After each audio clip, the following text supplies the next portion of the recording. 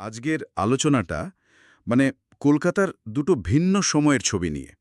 আমাদের হাতে আছে কলকাতার প্রতিধ্বনি, অতীত ও বর্তমান নিয়ে কিছু ভাবনা চিন্তা, কিছু বিশ্লেষণ। হ্যাঁ। আমরা একটু বোঝার চেষ্টা করব এই শহরটা সময়ের সাথে কতটা বদলেছে, কিন্তু এর ভেতরের সত্তাটা সেটা কি একই আছে? চলুন এই বিষয়টা একটু খুঁটিয়ে দেখা যাক। ঠিক। কলকাতা শহরটা তো একটা অদ্ভুত জায়গা।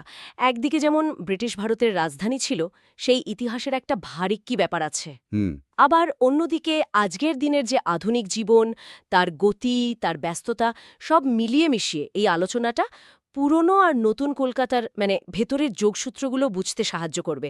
কিভাবে অতীত আর বর্তমান এখানে একসাথে চলছে আর কি। চলুন তো একটু ১৯০৫ সালের কলকাতায় যাই। মানে ভাবুন একবার, ব্রিটিশ সাম্রাজ্যের রাজধানী তখন, কিন্তু ভেতরে ভেতরে একটা একটা অন্য হাওয়া বইছে। হ্যাঁ, একটা চাপা